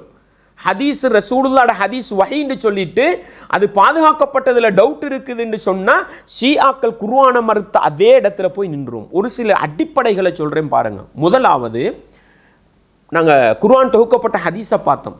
அதில் முக்கியமான குறிப்பு, யமாமா யுத்தம். அந்த யுத்தத்துக்கு பிறகுதான் உமர் ரலியல்லாஹு வராங்க. வந்து எப்படி சொல்றாங்க? இந்த யமாமா யுத்தத்தில் குர்ஆனை சுமந்த நிறைய ஹாஃபில்கள் மௌத்தா போயிட்டாங்க. இப்ப மௌத்தா போன ஹாஃபிதுகளுக்கிட்ட இருந்த குர்ஆன் வசனங்களுக்கு என்ன நிலைமை? பிஜே யோசிக்கிற மாதிரி யோசிக்கலுமே இல்லதா? மௌத்தா போன ஆயிரக்கணக்கான யமாமா யுத்தம்ன்றது அபூபக்கருடைய காலத்தில் வந்தது. அதுக்கு முன்னுக்கு எத்தனை யுத்தங்கள்? அப்ப இந்த யுத்தங்கள் ஒவ்வொன்றிலையும் மௌத்தா போனவங்க, இயற்கையான மரணம் அடைஞ்சவங்க, அவங்கள்ட்ட இருந்த குர்ஆன் வசனங்கள் எங்க? புத்திய பாவிச்சா டவுட் வருமா இல்லையா? வரும். அதே போல பாருங்க, குறிப்பிட்ட வசனங்களை ஒருத்தர்கிட்ட இருந்து தான் எடுத்திருக்கிறாங்க. இப்ப இதை ஏற்றுக்கொள்ளலுமா பிஜேட பாணியில? ரெண்டாவது. மூணாவது, ஸைத் இப்னு சாபித் ரலியல்லாஹு அன்ஹு 114 சூறாவின் தொகுத்து கொண்டு வந்து யார்கிட்ட கொடுத்தாங்க? அபூபக்கர் ரலியல்லாஹு உமர் ரலியல்லாஹு தான் கொடுத்தாங்க. இது 100% குர்ஆன் ரசூலுல்லாஹ் உத்தரவாதம் கொடுத்தாங்க. ரசூலுல்லாஹ்க்கு தானே முழு குர்ஆனும் தெரியுமா? அப்ப முழு குர்ஆனும் தெரியும் ரசூலுல்லாஹ்க்கு தானே. இப்ப ரசூலுல்லாஹ் மரணித்த பிறகு தொகுக்கப்பட்டதுன்னு பிஜே சிந்திச்ச மாதிரி சிந்திச்சால் மறுக்கணுமா இல்லையா? அதனால தான் சொல்றோம் குர்ஆன் ஹதீஸுக்கு எதிராக புத்திய பாவிக்காதீங்க என்று. அதே போல இன்னொரு கேள்வியை பாருங்க. சரி, இந்த முக்கியமான பகுதி என்ன? ஒன்று, நம்பகமான ஒரு அறிவிப்பாளர்கிட்ட தான் பொறுப்பு கொடுக்கப்படுது. அதை அவர் சரிபில பார்த்து கொண்டு வந்து கொடுத்தது 2 பேர், அபூபக்கர் உமர் ரலியல்லாஹு அன்ஹு கிட்ட. இது குர்ஆன் தான் உத்தரவாதம் கொடுக்கிறது யார் உயிரோடு இருக்கல்ல? ரசூலுல்லாஹ் இருக்கல்ல. அடுத்தது, யமாமா யுத்தத்திலேயே பல குர்ஆனை சுமந்த ஹாஃபில்கள் மரணித்திருக்கும் பொழுது அவங்கள்ட்ட ஒருத்தர் 2 பேர்கிட்ட மட்டும், ஏன்னா ஹுசைமா ரலியல்லாஹு அன்ஹு ஒரு வசனம் 2 வசனம் இருந்திருக்கு தானே. அது மாதிரி அதுல மௌத்தா போன ஒருத்தர்கிட்ட 2 வசனம் 3 வசனம் இருந்திருந்தால் இப்போ குர்ஆன்ல குறைஞ்சிக்குமா அப்படின்ற ஒரு கேள்வி வந்தா நாங்க சொல்லுவோம் இப்படி எல்லாம் சிந்திக்க கூடாது. குர்ஆனுக்கு முன்னால இப்படி நாங்க புத்திய பாவிச்சால் வழிகட்டு போயிடும். ஏன்? நாங்க இறக்கின குர்ஆனை நாங்க பாதுகாப்போம். இதே தான் சொல்லுவோம், ஹதீஸுக்கு முன்னால நம்பகமான அறிவிப்பாளர் வந்துட்டாரா, உங்களோட புத்திய போடாதீங்க, போட்டா அங்க வழிகேடு வரும் என்கிற ஆழமான பாடத்தை நானும் நீங்களும் புரிந்து கொண்டால் குர்ஆனை ஏற்றுக்கொண்டது போன்று ஹதீஸுகளையும் தெளிவாக ஏற்றுக்கொள்ள முடியும் என்கிற பாடத்தை நானும் நீங்களும் மறந்துவிடக் கூடாது. அடுத்தது பாருங்க, ஒரு குர்ஆன் வசனம். சில நேரம் அல்லாஹ் குர்ஆனை இறக்கினான் பாதுகாத்தான்னு நம்ம விளங்குறோம். இவரும் சொல்றாரு. சரி, அல்லாஹ் எப்படி சொல்றான்னு பாருங்க. இன்ன அலைனா ஜம்அஹு வ குர்ஆனா. குர்ஆனை ஜிப்ரீல் அலைஹிஸ்ஸலாம் கொண்டு வர நேரம் ரசூலுல்லாஹ் வேகமாக ஓதுவாங்க. அல்லாஹ் சொல்றான், நபியே லா துஹர்ரிக் பிஹி லிசானக லிதஅஜல பி. அவசரமாக அதை பாடமாக்கி கொள்ளணும், உங்கள் நாக்கு அவசரமாக உசுப்பாதீங்க. ஜிப்ரீல் அவங்க ஓதி காட்டின பிறகு ஃபஇதா கரஅனாஹு ஃபத்தபிஉ குர்ஆனா. அவர் ஓதி காட்டின பிறகு நீங்கள் என்ன செய்யுங்க? ஓதுங்க. ஏன் தெரியுமா? இன்ன அலைனா ஜம்அஹு வ குர்ஆனா. நிச்சயமாக அதை ஓதி காட்டுறதும் நாங்கள் ஓதி காட்டின முழு குர்ஆனையும் ஒன்று சேர்க்கிறதும் எங்கட கடமை. சும்ம இன்ன அலைனா பயானஹு. பயானுண்டா எல்லாருக்கும் தெரிஞ்ச ஒரு சொல். அந்த குர்ஆனை தெளிவுபடுத்துவதும் எங்கள் மீது உள்ள கடமை. பயான்ன்றதுக்கு வேற அர்த்தங்கள் சொல்லி இருக்கிறாங்க. ஆனால் பயான்ன்றதுக்கு நேரடி அர்த்தம் என்ன? குர்ஆனை தெளிவுபடுத்துறது. அதுவும் எங்கட கடமைன்னு அல்லாஹ் பொறுப்பெடுத்தான். யாரை வச்செல்லாம் இந்த கடமையை நிறைவேற்றினான்? நபியே, உங்கள் மீது நாங்கள் இந்த குர்ஆனை இறக்கி வைத்தோம். எதற்காக? லிதுபய்யின லின்னாசி. பயான் என்ற சொல்லிலிருந்து தான் லிதுபய்யின லின்னாசி, மனிதர்களுக்கு நீங்கள் தெளிவுபடுத்துவதற்காக. எனவே ரசூலுல்லாஹ்வை அனுப்பினதே குர்ஆனை தெளிவுபடுத்தத்தான் என்றால் அல்லாஹ் சொல்றான், நாங்க இறக்கிற குர்ஆனை நாங்க தெளிவுபடுத்துவோம்டா. நபிகளாரை வைத்து குர்ஆனை தெளிவுபடுத்தின அல்லாஹ் குர்ஆனுக்கு விளக்கமாக வந்த ரசூலுல்லாஹ்வுடைய சொல் செயல் அங்கீகாரம் பாதுகாக்கப்படவில்லை என்றால், நம்பகத்தன்மையில் குறைந்தது என்று சந்தேகத்தை ஏற்படுத்தினால், இது ஒட்டுமொத்தமா குர்ஆனுக்கு எதிரான சிந்தனை போக்கு என்பதை நானும் நீங்களும் மறந்து விடாமல் குர்ஆனையும் நாங்கள் ஏற்றுக்கொள்வோம், நபிகளாருடைய சுன்னாவையும் ஏற்றுக்கொள்வோம் என்கிற பாடத்தை நானும் நீங்களும் உள்ளத்திலே ஆழமாக நிறுத்தி கொள்ள வேண்டும். அன்பார்ந்தவர்களே, இந்த அடிப்படையோடு பிஜி அவர்கள் இன்னொரு வாதத்தை வைப்பார்கள். என்ன?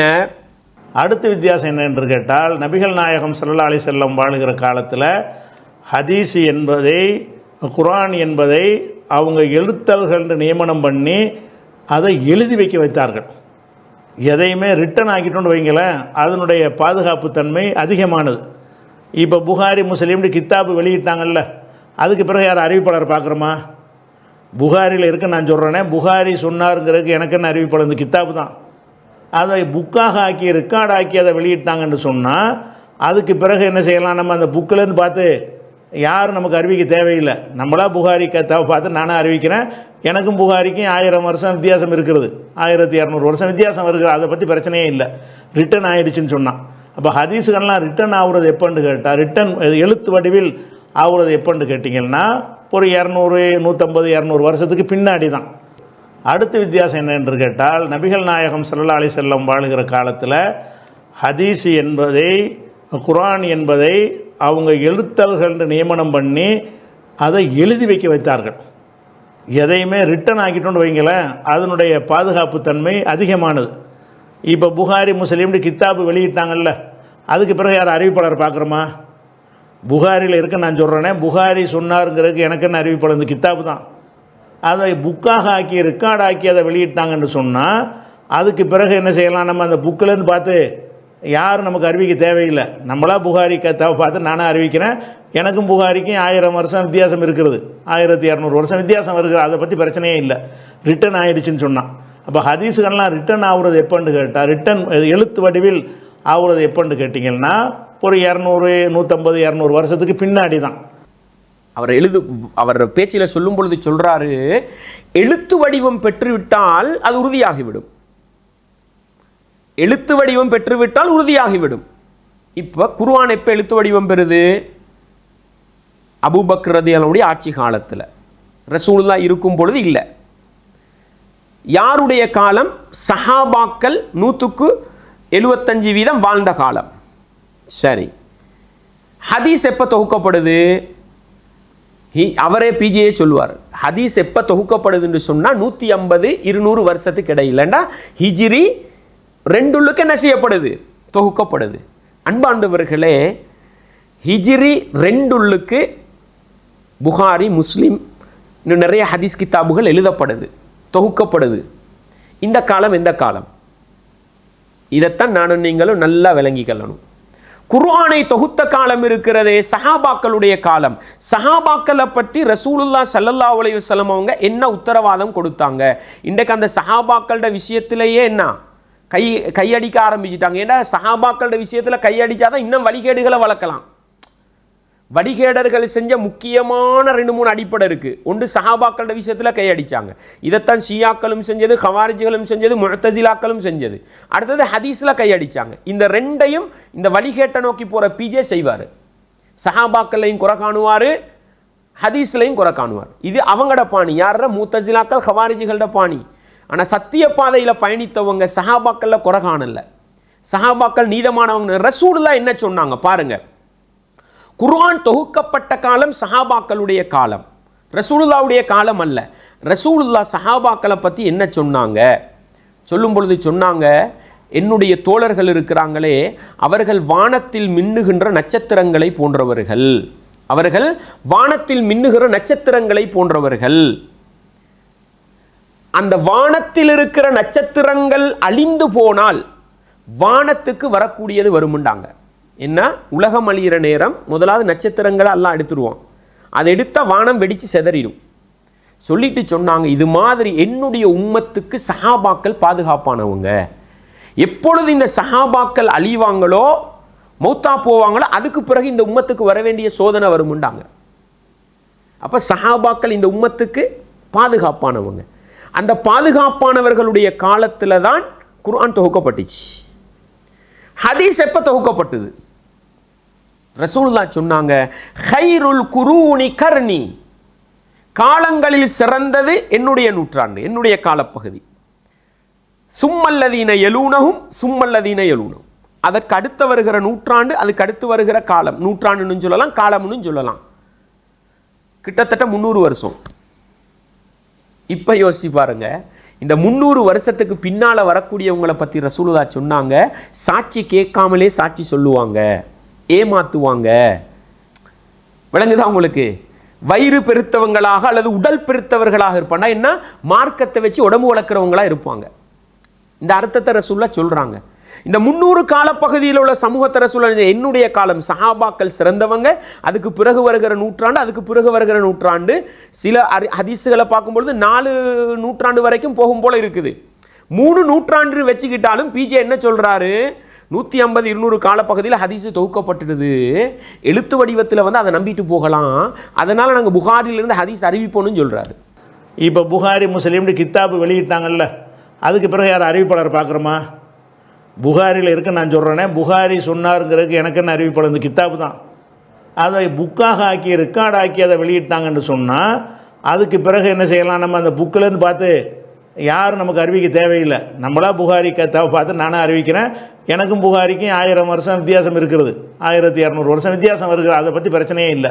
ரிட்டன் ஆகிடுச்சின்னு சொன்னான். அப்போ ஹதீஸுகள்லாம் ரிட்டன் ஆகுறது எப்போன்னு கேட்டால், ரிட்டன் எழுத்து வடிவில் ஆகுறது எப்போன்னு கேட்டிங்கன்னா ஒரு 200, 150, 200 வருஷத்துக்கு பின்னாடி தான். உங்களுக்கு இப்போ பாருங்க, குர்ஆன் சஹாபாக்களுடைய காலத்தில் தொகுக்கப்பட்டுச்சு. சஹாபாக்கள் நீதமானவங்க, நியாயமானவங்க, ஏற்றுக்கொண்டோம். ஹதீஸ் நபிகளாருடைய பொன்மொழி சிறந்த நூற்றாண்டு காலப்பகுதிக்கு உட்பட்ட காலத்தில் ஹதீஸும் தொகுக்கப்பட்டதுன்னு சொன்னால் நபிகளாரால் உத்தரவாதம் கொடுக்கப்பட்ட சஹாபாக்கள், அவர்களிடத்திலிருந்து நம்பகமான தாபியங்கள், அவர்களிடத்திலிருந்து நம்பகமான தபௌ தாபியங்கள் அறிவிக்க அதை சிறந்த நூற்றாண்டு காலப்பகுதியில் வாழ்ந்த இமாம் மாலிக், இமாம் புகாரி, இமாம் முஸ்லிம், இமாம் அபூதாவுது, திரிமிதி போன்றவங்க பதிவு செஞ்சாங்கண்டா அவர்களை பற்றி வரலாற்றில் எந்த விமர்சனமும் வரல. நம்பகமானவர்கள் என்று பலரால் சர்டிஃபிகேட் கொடுக்கப்பட்டவங்க. இந்த நம்பகமானவர்களால் தொகுக்கப்பட்ட புத்தகம் எப்படி கடத்தப்படுது? குர்ஆனுக்கு என்ன சொன்னார்? குர்ஆனுடைய நம்பகத்தன்மை என்ன என்று கேட்டிங்கன்னா, ஒவ்வொரு சமுதாயம் சமுதாயம் சமுதாயமாக நமக்கு அறிவிக்கப்படுகிறது. இதுதான் குர்ஆன் என்று ஒட்டுமொத்த சஹாபாக்கள் சொன்னார்கள். இதுதான் குர்ஆன் என்று சஹாபாக்கள் சொன்னதாக தாபியன்கள் சொன்னார்கள். இதுதான் குர்ஆன் என்று சஹாபாக்கள் சொன்னதாக தாபியன்கள் சொன்னதை தபு தாபியன்கள் சொன்னார்கள். இப்படி இந்த தலைமுறையில் நாம் சொல்கிறோம். நம்ம எல்லாரும் தான் சொல்கிறோம் இதுதான் குர்ஆன் என்று. நம்ம எல்லாரும் சொல்லக்கூடியது நமக்கு அடுத்த தலைமுறைக்கு எல்லாருக்குமா போய் சேருகிறது. ரசூலுல்லாஹ் சமூகமாக கடத்தப்படுது. அப்போ புகாரி முஸ்லீம் என்ன ஒத்தரா கொண்டு சொன்னது உங்கள்கிட்ட நான் கேட்குறேன். அன்பார்ந்தவர்களே, ஹதீஸை மறுக்கிற சிந்தனையில் இருக்கக்கூடிய ஒவ்வொரு முஸ்லீம்களும் சிந்திக்கணும். குர்ஆன் எப்படி எங்களுக்கு இது குர்ஆன் என்று சஹாபாக்கள் சொல்ல, தாபியங்கள் சொல்ல, தபௌ தாபியங்கள் சொல்ல இன்று வரைக்கும் முஸ்லீம்கள் சொல்கிறாங்களோ அதே மாதிரி தான் புகாரி, முஸ்லிம், அபூதாவுது, திரிமிதி நம்பிக்கையானவர்களால் நம்பகமானவர்களால் தொகுக்கப்பட்ட சஹீஹான ஹதீஸுகள் காலம் காலமாக அந்தந்த நூற்றாண்டு கால ஆயிரக்கணக்கான, லட்சக்கணக்கான, கோடிக்கணக்கான மக்களால் தான் கடத்தப்படுது. எனவே குர்ஆன் எந்த வடிவத்தில் எங்களிடத்தில் வந்ததோ அதே வடிவம். குர்ஆன் தொகுக்கப்பட்டது நம்பிக்கையாளர்களை வைத்து, அதே நம்பகமானவர்கள் வாழுகிற காலத்தில் ஹதீஸும் தொகுக்கப்பட்டது.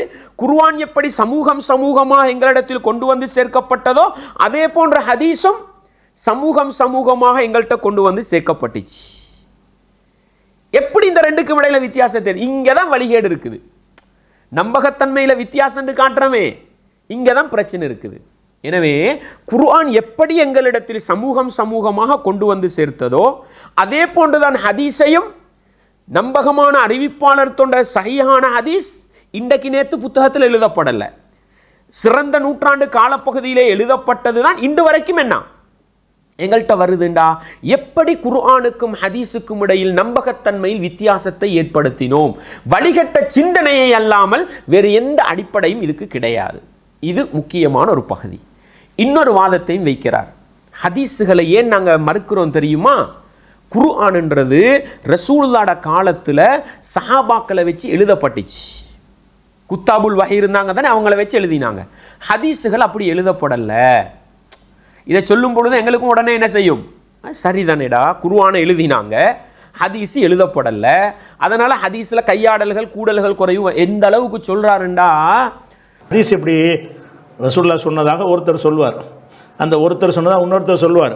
அப்படி சொல்லக்கூடிய நேரத்தில் அந்த ஒருத்தர் வந்து கவனக்குறைவாக கேட்டிருக்கலாம், தப்பாக புரிஞ்சிருக்கலாம். ரசூலுல்லாஹ் ஒன்று சொன்ன இல்லைன்றது இருக்குன்னு விளங்கியிருப்பாங்க. நம்மளே மனிதர்கள்ட்ட பேசுகிறோம், பேசின பேச்சு அதே மாதிரி மக்கள்கிட்ட போகுது. கொஞ்சம் கை கால் மூக்கெல்லாம் வச்சு தானே போகுது. அப்படியெல்லாம் போகக்கூடிய நேரத்தில் வந்து அதனுடைய ஒரிஜினாலிட்டியாக தான் இருக்கும் என்றெல்லாம் கன்ஃபார்மாக சொல்ல முடியாது. ஓரிருவர் தான் சொல்கிறார்கள். அந்த ஓரிருவர்கிட்ட பிழை ஏற்படலாம், தவறு ஏற்படலாம், மறதி ஏற்படலாம். சஹாபாக்கள் இருந்தால் வேணும்னு தப்பு செய்ய மாட்டாங்க. அடுத்தடுத்த ஆளுகளாக இருந்தால் பொய்யா கூட என்ன செய்யலாம், இல்லாதவர்கள்லாம் சொல்லலாம்ன்ற ஒரு வாய்ப்பு உள்ளது ஹதீஸில். ஹதீஸ் எப்படி ரசூலுல்லாஹ் சொன்னதாக ஒருத்தர் சொல்வார், அந்த ஒருத்தர் சொன்னதாக இன்னொருத்தர் சொல்வார். அப்படி சொல்லக்கூடிய நேரத்தில் அந்த ஒருத்தர் வந்து கவனக்குறைவாக கேட்டிருக்கலாம், தப்பாக புரிஞ்சிருக்கலாம், ரசூலுல்லாஹ் ஒன்று சொன்ன இல்லைன்றதை இருக்குன்னு விளங்கியிருப்பாங்க. நம்மளே மனிதர்கள்ட்ட பேசுகிறோம், பேசின பேச்சு அதே மாதிரி மக்கள்கிட்ட போகுது, கொஞ்சம் கை கால் மூக்கெல்லாம் வச்சு தானே போகுது.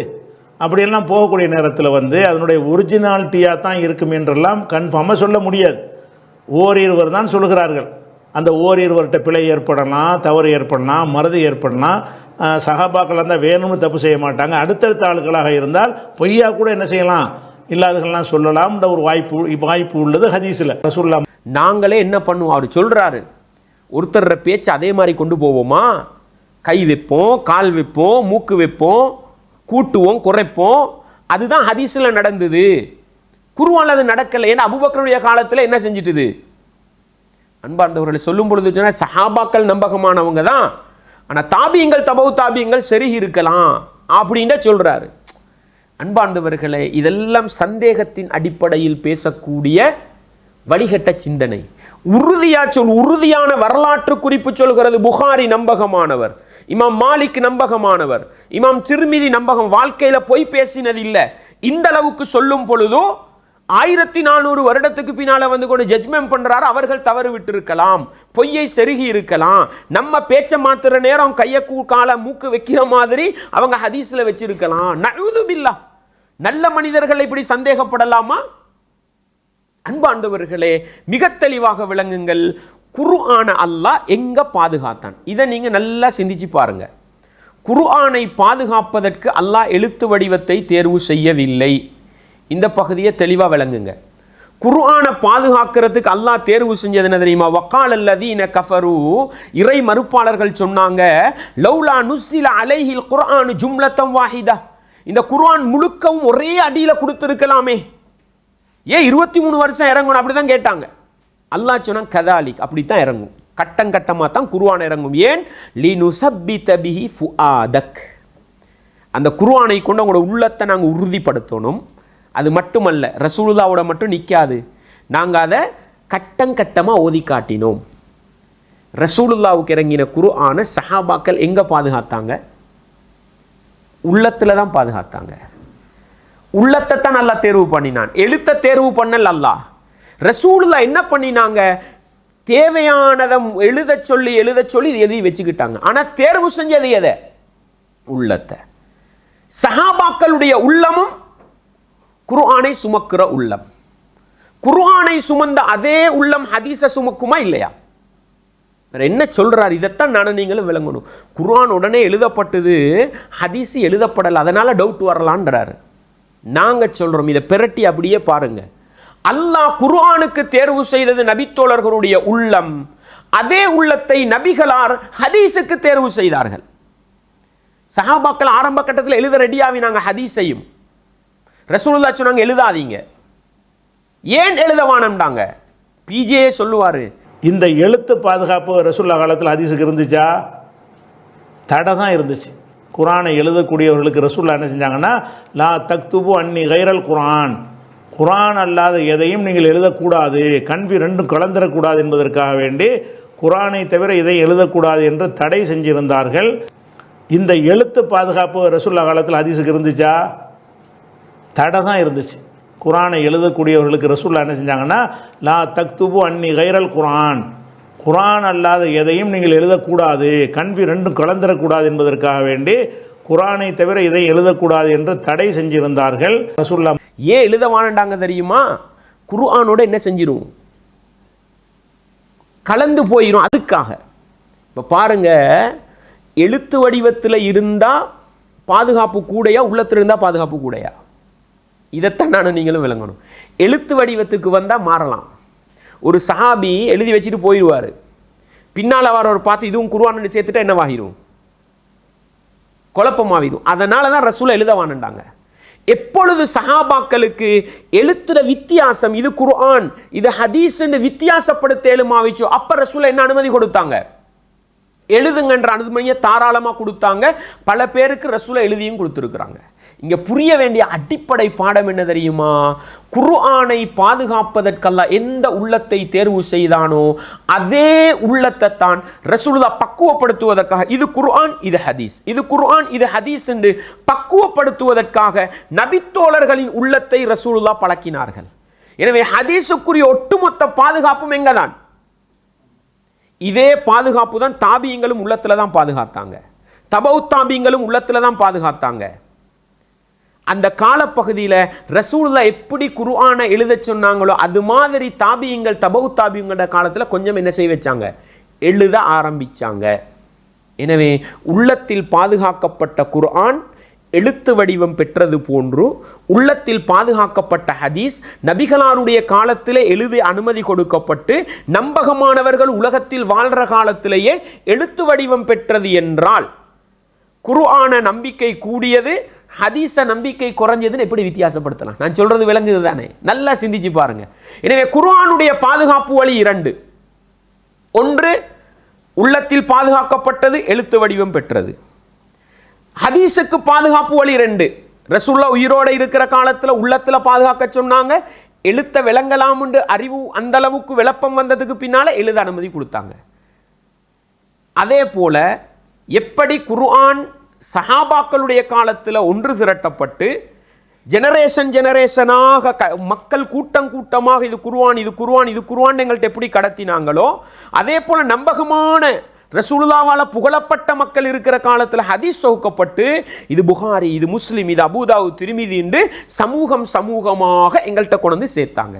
எனவே குர்ஆன் பாதுகாக்கப்பட்ட அதே வடிவம் ஹதீஸுக்கும் இருக்கிறது என்றால் இந்த இரண்டின் நம்பகத்தன்மையிலும் வித்தியாசப்படுத்துவது வழிகேட்டின் ஒட்டுமொத்த வடிவம் என்பதை நிதானமாக சிந்தித்தால் நானும் நீங்களும் புரிந்து கொள்ளலாம். எனவே அன்பார்ந்தவர்களே, இஸ்லாமிய உறவுகளே, பிஜே அவர்கள் ஹதீஸிலே சந்தேகத்தை ஏற்படுத்துவதற்கும் ஹதீஸை மறுப்பதற்கும் என்னென்ன வாதங்களை வைத்தார்களோ அந்த வாதங்களே அவர்களுக்கு பதிலாக அமைகிறது என்பதை நானும் நீங்களும் ஒருபோதும் மறந்துவிடக்கூடாது.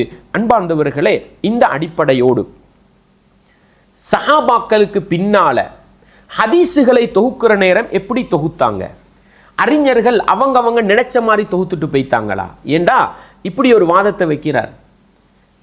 நாங்கள் எங்கட பேச்சுகளை பேசுகிற மாதிரி கையை வச்சு காலை வச்சு என்ன செஞ்சிருவோம், மூக்கு வச்சு நாங்கள் நினைச்ச மாதிரி பிரட்டி அறிவிச்சிருவோம். ஹதீஸ் எப்படி ரசூலுல்லாஹ் சொன்னதாக ஒருத்தர் சொல்வார், அந்த ஒருத்தர் சொன்னதாக இன்னொருத்தர் சொல்வார். அப்படி சொல்லக்கூடிய நேரத்தில் அந்த ஒருத்தர் கவனக்குறைவாக கேட்டிருக்கலாம், தப்பாக புரிஞ்சிருக்கலாம், ரசூலுல்லாஹ் ஒன்று சொன்ன இல்லைன்றதை இருக்குன்னு விளங்கியிருப்பாங்க. நம்மளே மனிதர்கள்ட்ட பேசுகிறோம், பேசின பேச்சு அதே மாதிரி மக்கள்கிட்ட போகுது, கொஞ்சம் கை கால் மூக்கெல்லாம் வச்சு தானே போகுது. அப்படியெல்லாம் போகக்கூடிய நேரத்தில் அதனுடைய ஒரிஜினாலிட்டியாக தான் இருக்கும் என்றெல்லாம் கன்ஃபார்மாக சொல்ல முடியாது. ஓரிருவர் தான் சொல்கிறார்கள். அந்த ஓரிருவர்கிட்ட பிழை ஏற்படலாம், தவறு ஏற்படலாம், மறதி ஏற்படலாம். சஹாபாக்கள் இருந்தால் வேணும்னு தப்பு செய்ய மாட்டாங்க. அடுத்தடுத்த ஆளுகளாக இருந்தால் பொய்யா கூட என்ன செய்யலாம், இல்லாதவர்கள்லாம் சொல்லலாம்ன்ற ஒரு வாய்ப்பு உள்ளது ஹதீஸில். நம்மளே மனிதர்கள்ட்ட பேசுகிறோம், பேசின பேச்சு அதே மாதிரி மக்கள்கிட்ட போகுது, கொஞ்சம் கை கால் மூக்கெல்லாம் வச்சு தானே போகுது.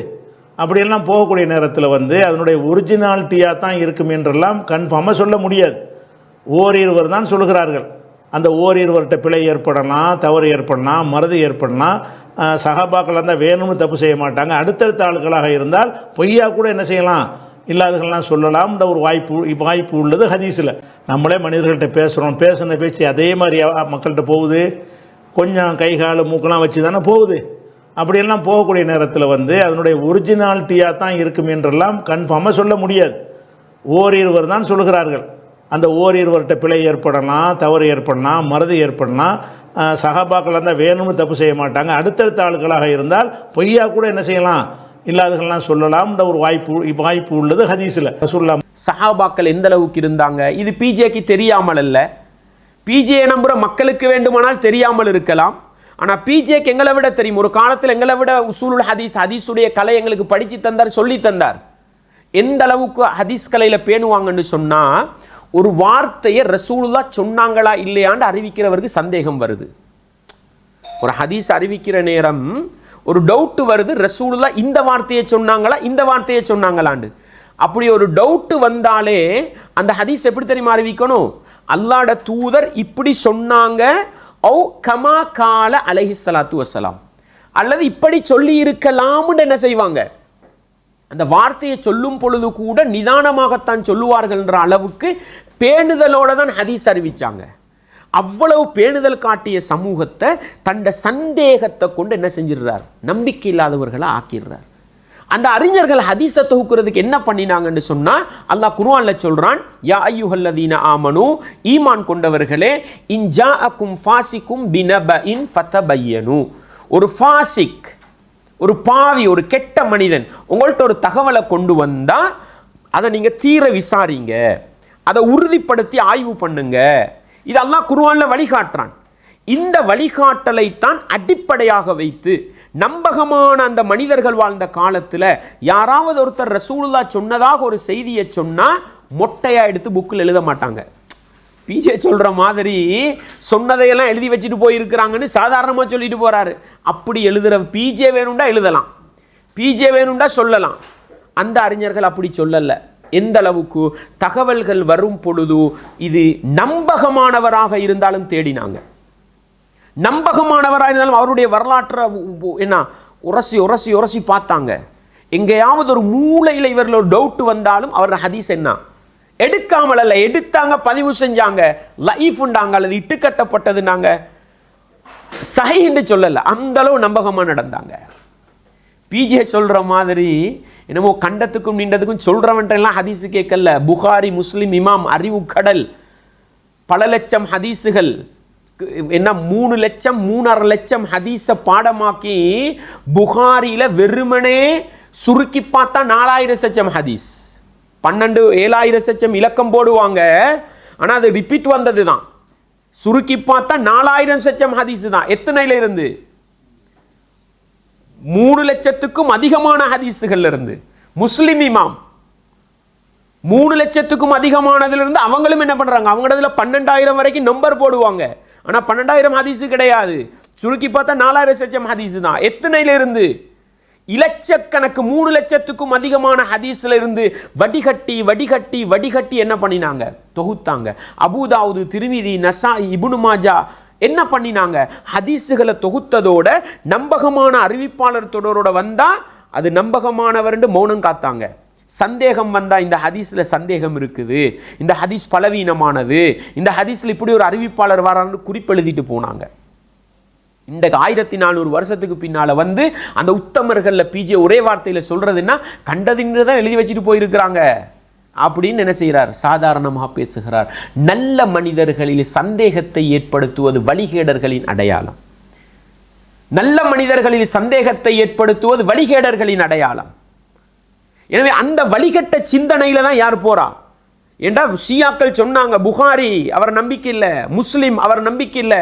ஆனால் 1400 வருஷம், 1300 வருஷம், 1200 வருஷம் வாழக்கூடிய சமூகம் புகாரி இமாமுடைய காலத்தில் வந்த எல்லா அறிஞர்களும் புகாரி இமாமை பற்றி கொடுத்த சர்டிஃபிகேட் என்ன, இவர் நம்பகத்தில் உச்சகட்டத்தில் இருந்தார். முஸ்லிம் இமாம் நம்பகத்தமிழ் உச்சகட்டத்தில் இருந்தார். முஸ்னத் அஹ்மத் எழுதின அஹ்மத் இமாம் நம்பிக்கையின் உச்சகட்டத்தில் இருந்தார். முவத்தா மாலிக்குடைய சொந்தக்காரர் மாலிக் இமாம், இமாமு சுன்னா, நபிகளாருடைய சுன்னாவை பாதுகாத்த மேதை என்று என்ன செய்தார்கள். இவ்வளவு அந்த காலத்திலே வாழ்ந்த மனிதர்கள் எல்லாம் ஒட்டுமொத்தமாக சேர்ந்து நல்ல மனிதர்கள் என்று சொல்லும் பொழுது இவர் என்ன பண்ணிட்டு போறாரு, கண்டதின்றதெல்லாம் எழுதி வச்சிருக்கிறாங்க. மனுஷனுக்கு தவறு வராதா? நாங்களும் சொல்றோம், மனிதனுக்கு நிச்சயமாக தவறு வரும். தவறுண்டா தான் தவறுண்டணும். அவர் சரியா செஞ்சுட்டு போனதை நம்மட புத்தியை பயன்படுத்தி என்ன செய்யக்கூடாது, சந்தேக பார்வை பார்க்கக்கூடாது. அல்லாஹ் குர்ஆன்ல என்ன சொல்றான், இதே சூரத்துல் ஹுஜராத்தில் தான் அல்லாஹ் சொல்றான், பாவிகள்கிட்ட இருந்து ஒரு தகவல் வந்தா உறுதிப்படுத்துங்க. அதே சூறால தான் அல்லாஹ் சொல்றான், யா அய்யுஹல்லதீன ஆமனு, ஈமான் கொண்டவர்களே, இஜ்தனிபு கஸீரம் மினத்தன், சந்தேகம் கொள்வதில் அதிகமானதை தவிர்த்துக்கங்க. ஏன் அது பாவம்ன்றான் அல்லாஹ். இன்றைக்கு அந்த பாவத்தை செஞ்சு நல்ல மனிதர்களை சந்தேகப்பட்டு போட ஹதீஸை தூக்கி வீசுற காலம். எனவே இந்த அடிப்படையை தெளிவா புரியுங்க. அல்லாஹ் சொன்ன கட்டளை பாவி கொண்டு வந்தா தேடுங்கண்டு தான். ஆனா அந்த அறிஞர்கள் நல்லவங்க கொண்டு வந்ததையும் தேடினாங்க.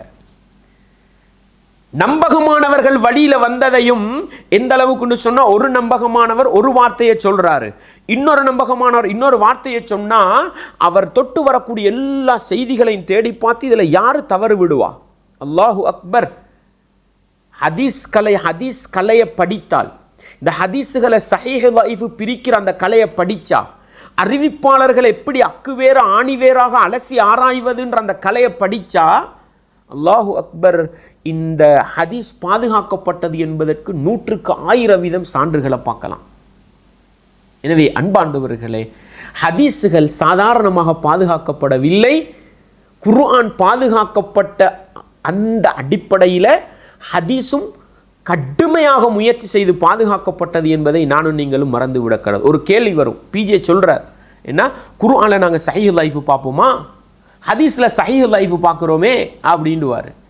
விரல் விட்டு எண்ணக்கூடியவர்கள் வழியாக வந்துச்சுன்னு சொன்னால் அந்த ஆட்கள்லாம் சரியாக இருக்காங்கன்னு ஆய்வு செஞ்சு அந்த ஹதீஸை என்ன செய்கிறாங்க, எடுத்துக்கொள்கிறாங்க. ஆனால் குர்ஆனை பொறுத்த வரைக்கும் இந்த வசனம் வந்து பலவீனமான வசனம், இந்த வசனம் இட்டுக்கட்டப்பட்ட வசனம் அப்படின்றத சொல்ல முடியுமா? நம்பரே இல்லை. எல்லாரும் அறிவிப்பாளராக இருந்தால் யாரை போய் ஆய்வு செய்ய? விரல் விட்டு எண்ணக்கூடியவர்கள் வழியாக வந்துச்சுன்னு சொன்னால் அந்த ஆட்கள்லாம் சரியாக இருக்காங்கன்னு ஆய்வு செஞ்சு அந்த ஹதீஸை என்ன செய்கிறாங்க, எடுத்துக்கொள்கிறாங்க. ஆனால் குர்ஆனை பொறுத்த வரைக்கும் இந்த வசனம் வந்து பலவீனமான வசனம், இந்த வசனம் இட்டுக்கட்டப்பட்ட வசனம் அப்படின்றத சொல்ல முடியுமா? நம்பரே இல்லை. எல்லாரும் அறிவிப்பாளராக இருந்தால் யாரை போய் ஆய்வு செய்ய போகிறீங்க? விரல் விட்டு எண்ணக்கூடியவர்கள் வழியாக வந்துச்சுன்னு சொன்னால் அந்த ஆட்கள்லாம் சரியாக இருக்காங்கன்னு ஆய்வு செஞ்சு அந்த ஹதீஸை என்ன செய்கிறாங்க, எடுத்துக்கொள்கிறாங்க. ஆனால் குர்ஆனை பொறுத்த வரைக்கும் இந்த வசனம் வந்து பலவீனமான வசனம், இந்த வசனம் இட்டுக்கட்டப்பட்ட வசனம் அப்படின்றத சொல்ல முடியுமா? நம்பரே இல்லை. எல்லாரும் அறிவிப்பாளராக இருந்தால் யாரை போய் ஆய்வு செய்ய போகிறீங்க? ரசூலுல்லாஹ் என்னத்துக்கு இதை போடுறது? குர்ஆனில் பார்த்தீங்களா எல்லாம் சஹீஹ், ஹதீஸை பார்த்தீங்களா சஹீஹ் லைஃப்னு பிரிக்கிறோம். எனவே இதுக்கு ஹதீஸில் நம்பகத்தன்மை இல்லைன்றது தான்றார். அன்பாண்டவர்களே, ஹதீஸில் சஹீஹ் இருப்பது போன்று லைஃப் இருப்பது தான் ஹதீஸுகள் பாதுகாக்கப்பட்டது என்பதற்கு ஆதாரமே. ஹதீஸில் இது நம்பகமான அறிவிப்பாளர் வரிசையில் வந்தது, இது இட்டுக்கட்டப்பட்டதுன்றது பாதுகாக்கப்பட்டது தான் ஹதீஸ் பாதுகாக்கப்பட்டது என்பதற்கு வரலாறே.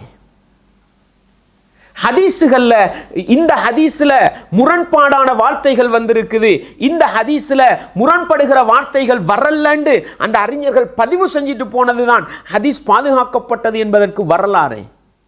அந்த ஹதீஸை அறிவித்த ஒவ்வொரு இமாமும், புகாரி இமாம் எழுதுறாங்கன்னு சொன்னால் புகாரி இமாமுடைய உஸ்தாதுமார்கள் 10 பேர் வரலாறுண்டு ஆயிரக்கணக்கானவங்க வரலாறு எழுதி வச்சார். முஸ்லிம் இமாமுடைய உஸ்தாதுமார்கள் ஆயிரக்கணக்கான வரலாறு எழுதி வச்சார். இந்த வரலாற்று குறிப்புகள் எல்லாம் எங்களுக்கு எதை காட்டுது? ஹதீஸ் சாதாரணமாக பாதுகாக்கப்படல, அது உலகத்தில் எதுவும் பாதுகாக்கப்படாத அளவு குர்ஆன் பாதுகாக்கப்பட்ட அதே அடிப்படையில் ஹதீஸ் பாதுகாக்கப்பட்டதுக்கு ஏகப்பட்ட உத்தரவாதம் இருக்குது. எனவே பிஜே நினைக்கிறாரு ஹதீஸில் சஹீஹ் லைஃப் இருக்குது தானே, அதனால் அதில் டவுட் இருக்குதுன்னு நினைக்கிறார். பாருங்க, நாங்கள் சொல்லுவோம் சஹீஹ் லைஃப் இருக்குதுன்றது அந்த அறிஞர்கள் தெளிவாக சொல்லிட்டு போனாங்க பாருங்க, அதுதான் ஹதீஸ் பாதுகாக்கப்பட்டது என்பதற்கு உத்தரவாதம்.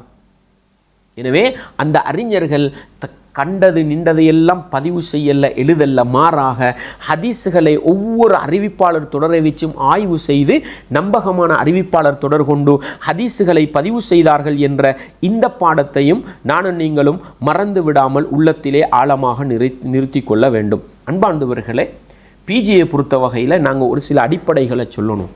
என்னென்னு சொன்னால், இன்றைக்கி அவருக்கு பின்னால் ஒரு கூட்டம் நம்பிக்கிட்டு போகிறாங்க. சும்மா உங்களுக்கு ஒரு உதாரணத்துக்கு சொல்கிறேன். ஒரு 2000 காலப்பகுதியில் பிஜே ஒரு ஸ்பீச் பண்ணுறாரு. என்ன பண்ணுறாரு? சஹாபாக்களோட சிறப்பு சம்பந்தமாக பேசுகிறாரு. பேசுகிற நேரம் அவர்கிட்ட ஒரு கேள்வி கேட்கப்படுது. முஆவியா ரதியல்லாஹு அவங்களும் அலி ரதியல்லாஹு அவங்களும் யுத்தம் செஞ்சுக்கிட்டாங்களே, சிஃபின் யுத்தம் செஞ்சு கொண்டாங்களே, இது சம்பந்தமாக நாங்கள் என்ன முடிவுக்கு வரணும், யார் சரி யார் பிழைன்ற தோரணையில் கேட்கும் பொழுது அவர் ஒரு வார்த்தை சொல்லுவார். இதே கேள்வி இமாம் ஷாஃபி ரஹ்மஹுல்லாஹ் அவங்கள்ட்ட கேட்கப்பட்டது. சஹாபாக்களுக்கு இடையில் நடந்த யுத்தங்கள் சம்பந்தமாக, ஆயிஷா நாயகி அலி ரலியல்லாஹு அன்ஹு ஜமல் யுத்தம், அதே போல் இவங்களோட யுத்தம் சம்பந்தமாக கேட்கப்பட்ட நேரம், இது எப்படி எதிர்கொள்ளணும்னு கேட்ட நேரம் அவர் ஒரு வார்த்தை சொல்லுவார். நான் என்னோட காதால் கேட்டு அந்த வீடியோவை கண்ணால் பார்த்துருக்குறேன். என்ன சொல்லுவார்?